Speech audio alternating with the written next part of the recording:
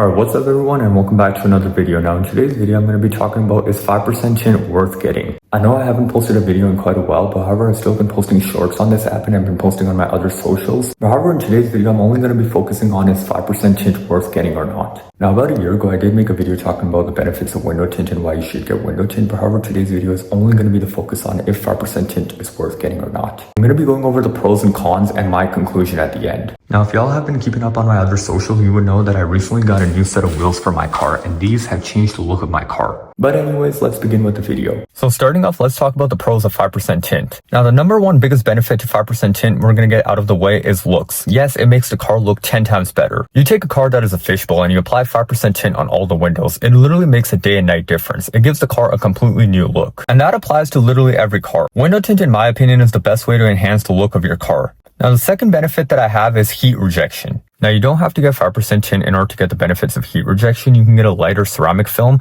that also does pretty much the exact same thing, but it doesn't need to be that dark. However, darkness does play a role when it comes to heat rejection. It's not just ceramic. Taken when you black out the windows on a car, when there's very little to no light coming inside of the car, obviously the car is going to be much cooler. But however, that doesn't just apply if it is only like darkness. Ceramic also plays a huge role at the same time as well. It needs to be ceramic. It needs to focus on heat rejection at the same time as well. So that's why 5% ceramic is the best bang for your buck that you can ever spend when it comes to window tint. Now the next benefit is it protects the interior of your car. All window tint films, whether dark or not dark, ceramic or non-ceramic, they all have a 99% UV rejection. And that plays a huge role when it comes to protecting the interior of your car. Because the UV rays from the sun will eventually cause your interior to age over time, potentially damaging your leather seats or cracking your dash. And that will help protect your interior over time from aging in a not so good manner. Now the fourth benefit that I have on this list is glare reduction. Let's be honest, it's not just during the daytime the sun is blinding you, it's also a problem now that at nighttime,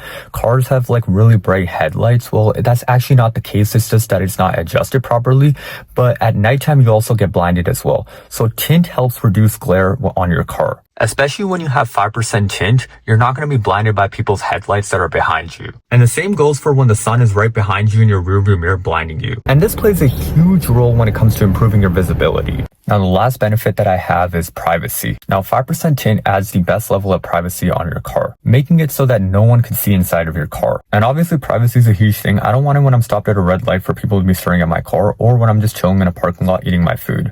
Or if I have stuff in my car, I don't want people to be able to see all that stuff that I have in my car. Let's be honest, we all have some sort of valuables in our car that are not concealed all the time in a storage compartment. Sometimes they're exposed. So people could openly see that. It kind of makes your car a bigger target to break-ins. So that's why privacy plays a huge role. Now, I know some people may argue that why would you want to black out your windows to get the max amount of privacy? Like, what are you trying to hide? The truth is that our cars, we have stuff in our cars. Our cars are a place where we spend quite a bit of time. They're basically like our second home. So we want some level of privacy where we don't want where people could see literally everything inside of it. So these were the pros. Now I'm going to be moving on to the cons. So the first biggest downside of 5% tint on a car is that it sometimes really reduces your visibility. Sometimes it becomes really hard to see outside. Obviously, if you're driving in the city with street lights and it's pretty lit outside, you'll be able to see quite a bit. It's not gonna be completely dark. But if you're driving on a country road where there's no street lights, yeah, it's gonna be a challenge to drive. And I know many people say that, oh, don't get 5% tint. It's gonna make it really difficult for you to see at night. True, but at the same time, not really true. It all depends on where you're driving. The problem that I have the most is obviously when it's not only just dark outside, but it's also raining at the same time as well. Rain, we already know, greatly reduces visibility at night. Especially if you have tint on your windshield, that makes it a complete nightmare when it comes to driving in the night with rain. Because it all plays a role when it comes to your headlights. You take dim headlights. Rain, yes, makes your headlights look a little dimmer. You take dim headlights and whatever percentage of windshield tint y'all have, and take in, let's say if you have 35 or 20%, we'll just go with 20% as an example because that's what I pretty much have on my windshield. You take in 80% of that light, that visible light that you can't see. Combine that with dim headlights. Yeah, it pretty much becomes a nightmare to drive in the rain. And when you're driving on country roads and there's no street lights it's pretty much a challenge to drive. Now, yes, if the road is completely straight, there's not that many curves, and it's a highway, like you're driving on a highway, sure, it can be easy. It's kind of a relaxing drive that you don't have to worry about, oh, what's outside. You already know it's a dark road, so you might as well just like sit back, relax, and go on it with your trip. But however, if you're driving on a back road that has a lot of trees, forests, hills, yeah, it can be very challenging to drive. You have to roll down the windows quite a bit. Now, I myself do not frequently drive on roads like that. Obviously, I live in the city, so I don't have too much of an issue with that. And when I'm on a road trip, I typically like take highways that are double lane, and they're mostly like straight. Sometimes they have curves, and those curves are pretty obvious that you're approaching a curve. So it's not that much of a big deal for me. Instead, it just makes my drives a little bit more calm, knowing damn well that I'm not like seeing unnecessary things at night outside, because there's literally nothing to see. It's a dark ass road. So you might as well just like look straight and focus on the road ahead of you. Now, let me just show what it looks like in a dark environment at night. So this is what it looks like. This is with the windows up, and let me just roll it down. This is the world outside. So it does make quite a bit of a difference. Now, I know on camera it does look lighter than what my eyes are seeing, because the camera does do a pretty good job at focusing in. Here's a look at it from the other side. This is with the windows up. And this is with the window down. Not really too much of a big deal. But obviously, like I mentioned before, the camera does do a better job at focusing on it than my eyes do. But your eyes will adjust over time. And I'll throw in one more example. So this is with the window up in my garage, and let me just roll down the window. See, not too much of a difference. So there you have it. This is what it looks like at night. Obviously, I can do more tests in different situations to show you what it looks like, but however, you kind of get the gist of it. And the second biggest downside is you're going to be attracting way more attention from the cops. Every state and province has its own different rules on window tint. And every city, county, and jurisdiction have their own ways of enforcing it. Some are pretty lenient, while others are pretty strict. So obviously, if you're driving through an area where cops are known to give out tint tickets, yeah, you are going to like run into some issues. Now, I know some people say that just roll down your windows when you see a cop. Yes, that does work the best, but however, not in every situation. What if it's raining outside? What if it's snowing outside and you can't roll down your windows and there's a cop there?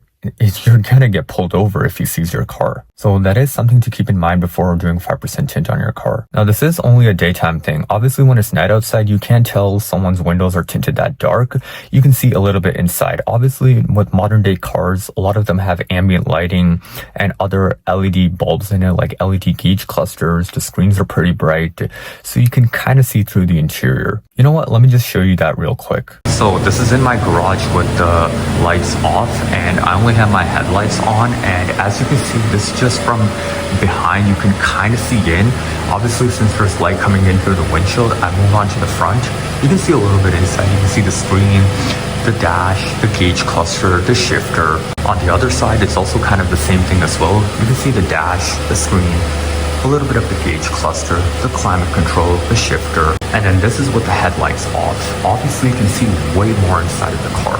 You can see quite a bit, and you can get quite a bit of an outline, but there's obviously no situation that you're going to be driving like this. Then this is with the interior lights on. As you can see, obviously, you from the inside cannot see out, but people outside can see in. But there's obviously no situation that you're going to be driving like this. So there you have it. Obviously, you can see a little bit inside. You can't see completely inside at nighttime, but however, in the situations where, as tested, you can see inside, there's no situation that you're going to be driving like this. Whether it's with your headlights off or your interior lights on, you're not going to be driving like that. So for the most part, yes, you can kind of see inside, but not completely inside. So it's not obvious that it's like a super dark tint at night. So therefore, you are less likely to get cops' attention at nighttime compared to the day. At daytime, it's obvious that it's there. Your windows are blacked out, the sun's reflecting off of it. It's pretty obvious. So these are the pros and cons. Now I'm going to be going over my conclusion as to should you get 5% tint on your car? Is it really worth it? And the short answer is yes, of course. Why not? It's probably one of the best mods you can do to your car. But however, there is something to consider if you don't have as good of an eyesight or you have trouble driving at night, then I would recommend going for like a lighter shade like 15 or 20%. They still are pretty dark, but it won't obstruct your visibility. They will give you good enough privacy as to where people cannot really see that much into your car. Maybe a little bit, but at the same time, they won't obstruct your visibility. Plus, those shades will also give you less attention from the cops, while still giving you all the benefits of privacy, UV rejection, heat rejection, glare reduction, all of that. Sure, you are going to be having less privacy with those shades, but if you want the maximum amount of privacy, then of course 5% is the way to go. Now yes, I wouldn't recommend going any darker than 5%. 5% is the darkest film that they make in terms of window tint. If you go darker than that, then that's low-key kind of stupid. Unless if it's an SUV and it's the back windows, that's kind of an exception. With SUVs, the back windows are already a tinted glass. You apply 5% tint to those. They meter around 1% because most of those are like around 20 to 15%, depending on what type of truck or SUV you have. For the back windows on it, it's completely fine. My honest take is that for the back windows, if you go as dark as you want, it's low-key kind of fine. We have mirrors. We also have now backup cameras. Cars are much more modern. Like modern cars are equipped with much more better features. So you won't have too much of a visibility problem, but obviously your front windows do play a bigger role when it comes to visibility. So that's why I would say like 5% is probably the darkest I would recommend going on it. Outside of the back windows, you want to go like 1%, double 5%, triple 5%, whatever like darkness you want to go, just go for it on the back. So anyways, that wraps up for today's video. Till then, I'll see y'all next time.